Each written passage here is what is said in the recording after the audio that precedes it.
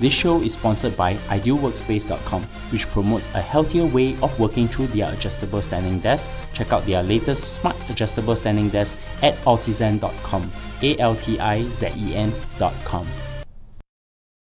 Welcome to Analyze Asia, the podcast dedicated to dissect the pulse of business, technology, and media in Asia. In this episode, I speak to Xu Haoliang, Assistant Secretary General from the United Nations in the Responsible Business Forum 2017 on Sustainable Development.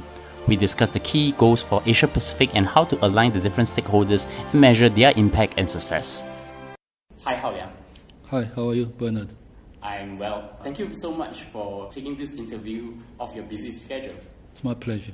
Yes, and I am now actually in Marina Bay Sands, and actually this is really my first time, and I'm very honored to actually have Xu Haoliang, Assistant Secretary General for the United Nations and Director, Regional Bureau to Asia and the Pacific.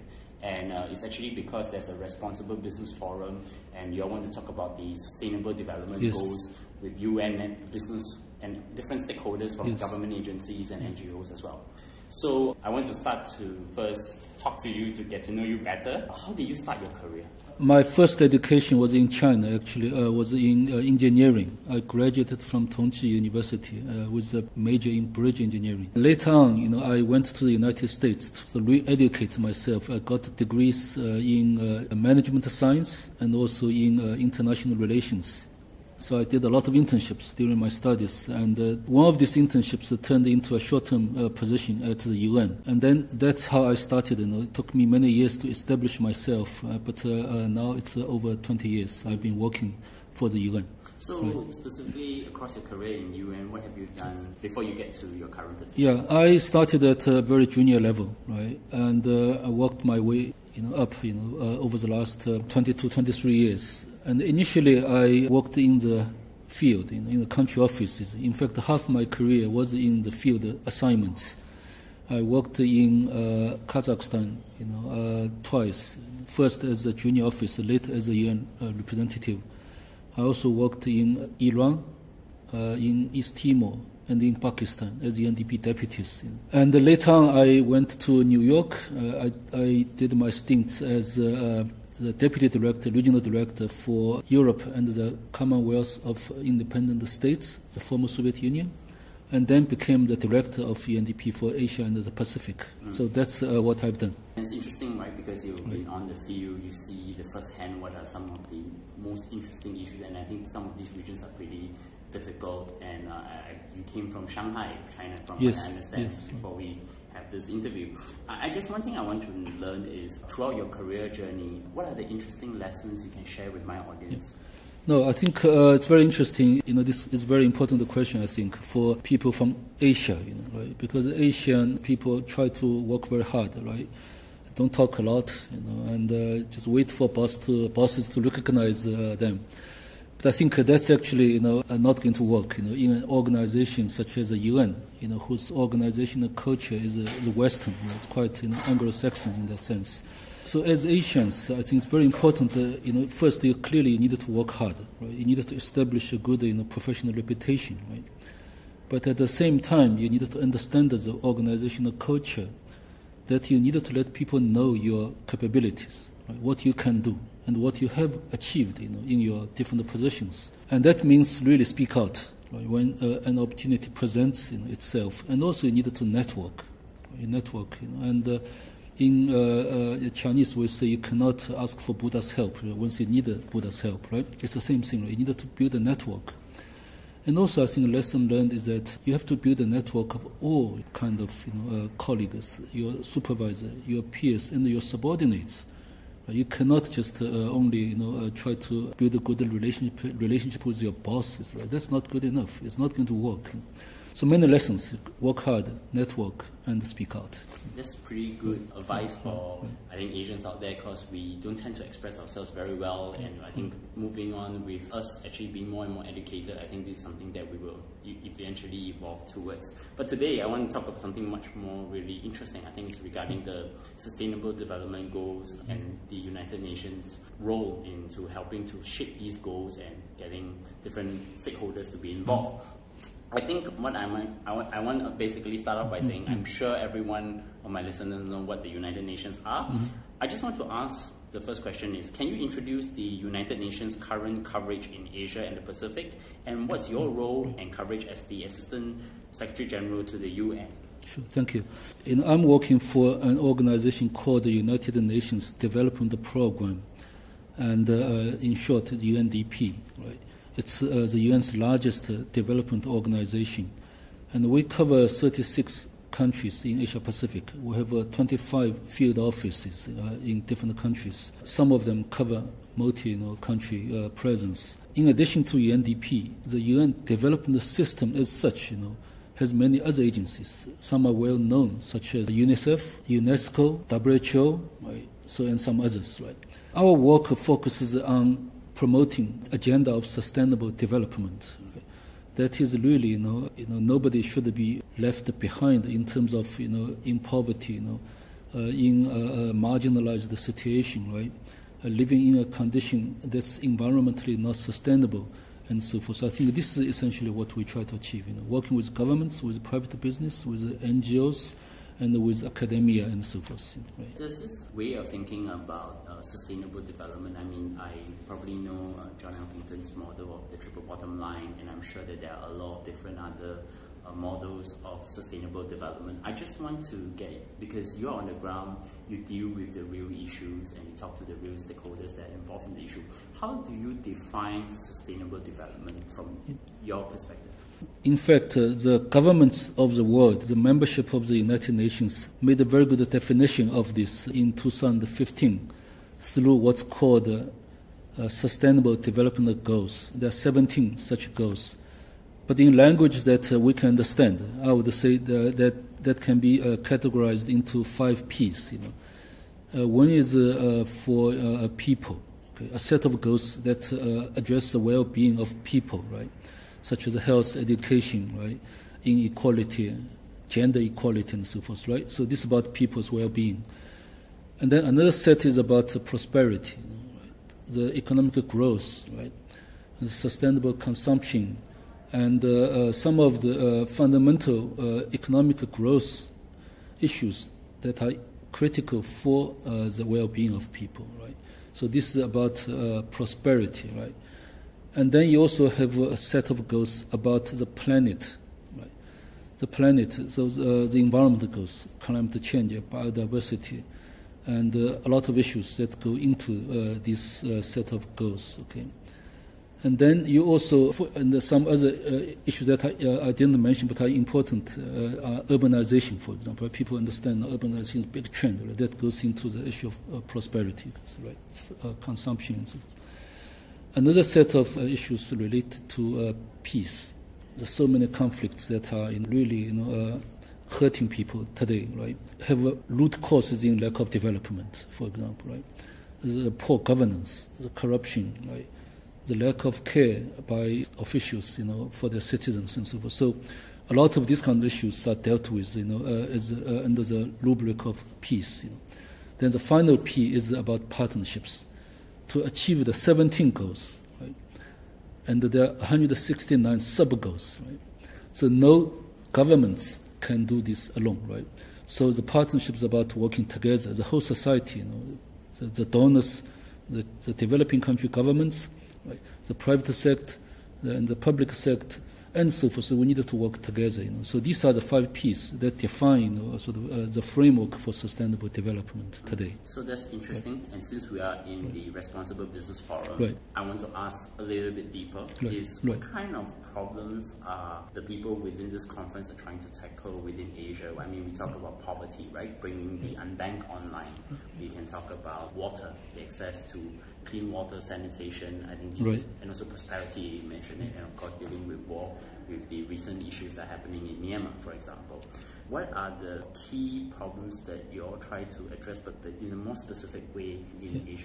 Yeah, this forum we are here to organize, in the next 3 days, is called the Responsible Business Forum. Right? It is about businesses' involvement in sustainable development. Right?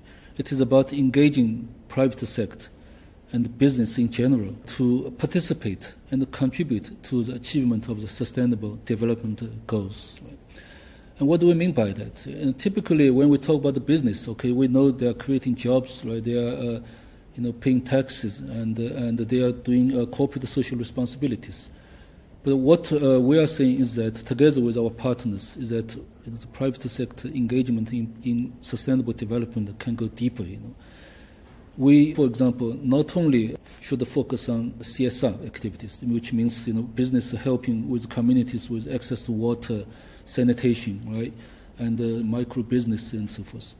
But what we are saying is that business actually should make sustainability part of their business strategy. That means when they do financing, right, when they do purchasing, right, when they make investment decisions, right, they consider long-term contribution to the well-being of society, to materialization of basic human rights, right, and also for the long-term sustainability of the planet, as a part of their business strategy. And we say this is good for business, because this has something to do with, for example, in things that people can understand, reputational issues, right? Now, a lot of global movements focus on companies that do not practice sustainability principles, or they violate labor, human rights, for example, right? So I think making sustainability part of the business strategy is good for business. It is good for their reputation, good for customer loyalty, right? Good to keep loyal employees, in companies that have upbeat, sustainability strategies and so forth. There's so many aspects we're talking about, but in short, this forum is about engaging business, in development. You mentioned about business engaging in corporate social responsibility, CSR, and I think that one company that always comes to my mind is Apple. I think in the early days where they are actually having the workers in China, in Foxconn factories, right? They have issues. I think they have gradually moved towards educating those young workers. They're building better work conditions, and I think they also, on their own selection of the materials in building their products, they have actually gone through, I think, about a 7 to 8 year effort, and I think now they're getting into proper standards. Yes. Another example is the garment industry in Bangladesh. That's right. Right? The labor standards, working conditions. We see more and more of this. And one of the issues, specific issues we try to work on through these discussions at the forum is the question of financing for development. Right? Because estimates show that you need trillions and trillions of dollars every year to achieve SDGs. Right? And this is not the kind of financing the governments, the public sector financing can provide. So we're talking about really how private and the public sector can work together through innovative means of financing, such as blended financing, right? The grants and the loans coming together, through impact investing, right? You're focusing on really social environment impact of the investment decisions, and the green bonds, and Islamic financing, even, right? Using really, we have a lot of countries in the country practice Islamic finance principles. How can we, turn billions into trillions, right? And in ways that really, focus on the long-term well-being of society and the planet. So these are the issues we're also going to talk about today. I think what is interesting to me is you mentioned about businesses, you mentioned about UN's role towards it, and also NGOs and government.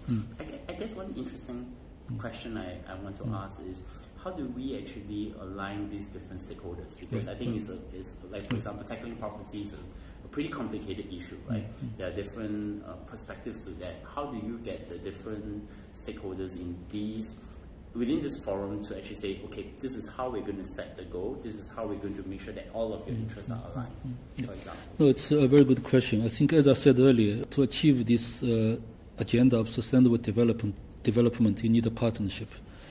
And that takes the governments, the international organizations such as the UNDP, and the private sector, the society, and so forth, right? But each has a different role to play, but they need to be aligned, right? For governments, for example, they needed to be the guardians of the sustainable development goals, right? Because it is the governments who agreed to achieve these goals, right? So they needed to keep a focus on this. But they can also help create a policy environment for businesses to invest in a way that is supportive of sustainable development. For example, right, they can have policies that encourage investment in certain fields, such as renewable energy, and they can create conditions to support micro and small businesses, right, to include the people who are normally not banked, right, who do not have access to business opportunities through government procurement policy, for example, right. And the government can also be the enforcer of laws and rules and regulations, right, and so forth. So governments have roles to play, right. The UN, for example, also has roles to play. For example, we should also be the guardians of the SDGs, right? The UN is the guardian of universal principles, right? We can also be the platform to bring different partners together. We have a network across the countries, across the regions in the world, right? We can bring good practices from one country to learn lessons and apply these lessons elsewhere and scale them up. So we can be the broker of knowledge, right, and be the facilitator. We can also work with partners to work on issues of policy, right, to create a conducive environment, policy environment for business engagement in development. And of course, business, right? Business we talk about, they can do so many things, right? We did studies in the Philippines, for example, which mapped the investment of 70 big companies to see how they support SDGs. The study showed that these 70 companies have invested $850 million that can be regarded as contributing to SDGs, right? So we have different roles to play, but we need to work in tandem, right, with the same goal. Yeah, that also comes to the next point, right? How do you actually measure the performance and the impact to these goals? I think maybe it's kind of trying to quantify them in that sense. It's a very important question, okay. For the achievement of the Sustainable Development Goals in general, there's an indicators framework of 230 indicators. Okay, the governments have said, okay, these are 230 indicators that will measure the 169 sub-goals, right, and the 17 overall goals. Some of these have a very clear methodology and the baseline and the means of collection. Right. Some of them have qualitative indicators, but are not very clear, baseline, for example. And some of the indicators have not even a framework on how to define and collect the data. So this is a big picture issue. But for business engagement, of course, then there's also a question, how do you measure the business's impact, right, on sustainable development? This actually is a major research agenda that UNDP included, is working together with academia, right? For example, how do you certify businesses that have done a good job, right? So what indicators goes into defining whether businesses are doing well? So there are a lot of work is going there, okay?